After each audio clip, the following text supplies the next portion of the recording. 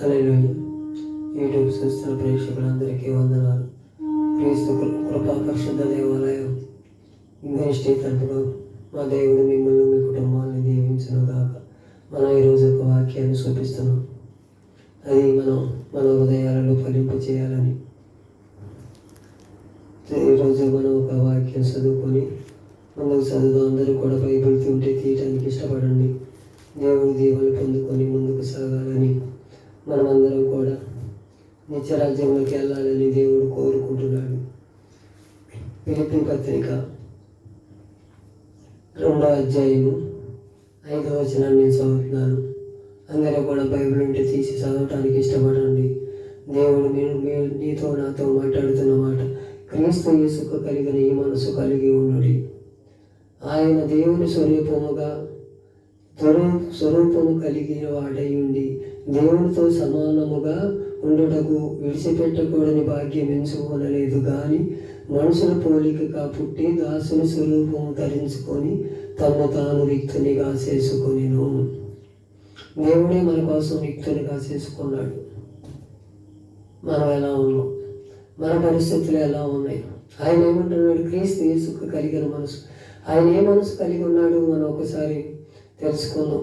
ఆయన ఆత్మపౌరుడై ఉన్నాడు, ఆదరణకర్త అయి ఉన్నాడు, ఆది సంభూతుడై ఉన్నాడు, ఆయన అనంత జ్ఞాని అయి ఉన్నాడు. అయినా సరే ఆయన క్రీస్తు యేసు కృపలో మీరు ఉండాలని కోరుకుంటున్నాడు. మనం అలాంటి వారు కదా? కాదు కదా.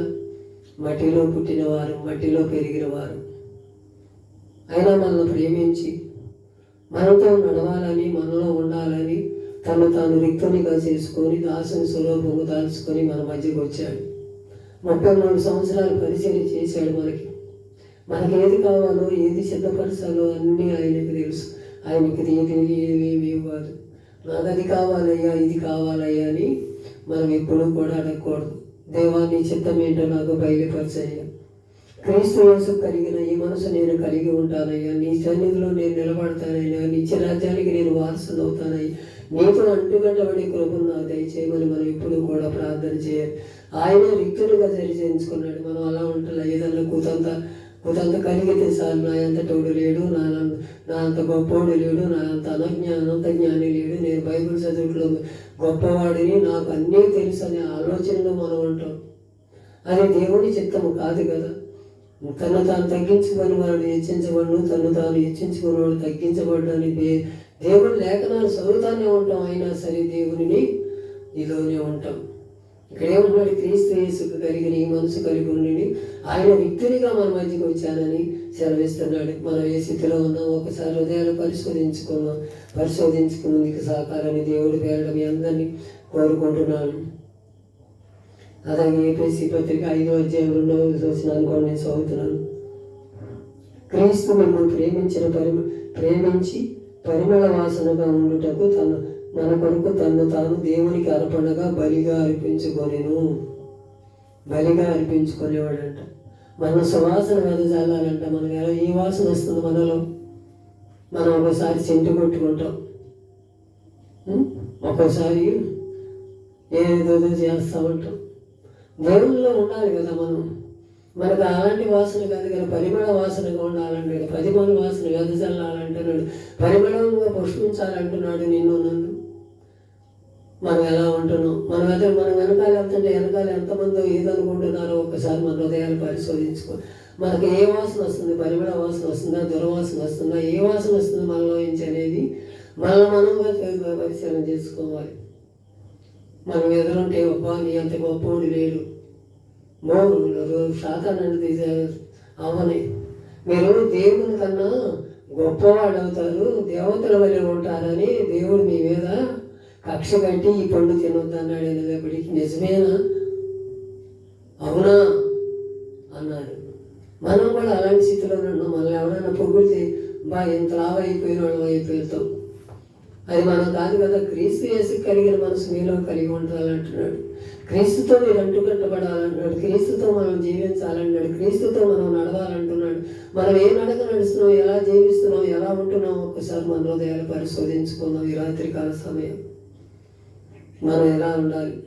బలిగా అర్పణగా అర్పించుకున్నాడంటే ఇక్కడ మనం ఎలా ఆయన మన కోసం బలియాగం ఈ 33 సంవత్సరాలు మనకు పరిచర్య చేసి, అయ్యో నా బిడ్డలు మారటం లేదు, ఇంకా నేను వాళ్ళ కోసం ఆఖరి రక్త పుట్టి వరకు కార్చి వాళ్ళని కాపాడాలని బలియాగం అనిపించాడు. అయినా సరే మనలో మార్పు రాట్ల, మన జీవితాలు కట్టుకోలేకపోతున్నాం. మన జీవితాలు చిన్నభిన్నమైన కారణానికి ఏంటి కారణం?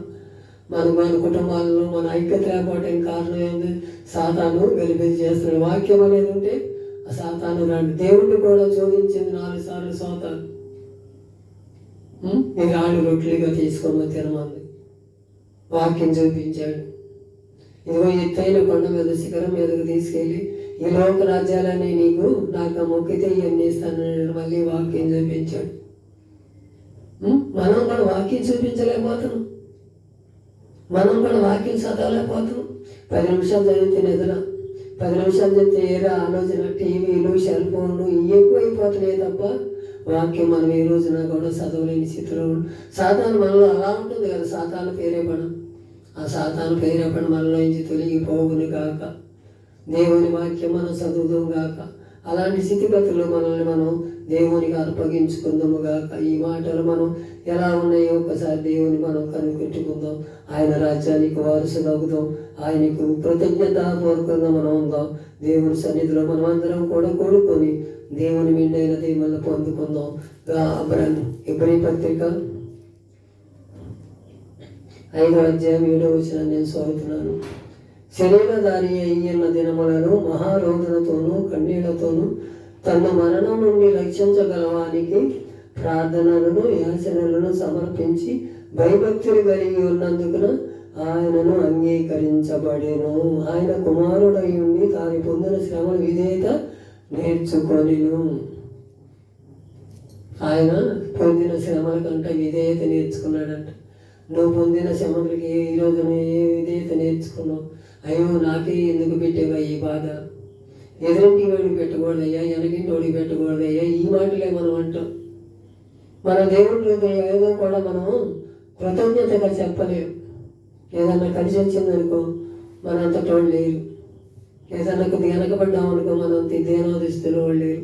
అలాంటి స్థితిగతుల్లోంచి మార్చాలని నన్ను కోరుకుంటున్నాడు. అలాంటి స్థితిగతుల్లోంచి మారుదాం. క్రీస్తు యేసు కలిగిన ఈ మనసును కలిగి ఉందాం. మనం రిక్తునిగా ఆయన సన్నిధిలో మనం భయభక్తులు కూడుకొని మనం ఎప్పుడూ కూడా ప్రార్థన ధూపం వేద్దాం. మన కుటుంబాలు దీవించబడాలంటే నిత్యము ప్రార్థన చేసుకొని ఆయన మెండైన దేవుని పొందుకొని క్రీస్తు యేసుకు కలిగిన ఈ మనసు మనందరికీ కలిగింపు చేయను గాక. ఆమేన్ ఆమేన్.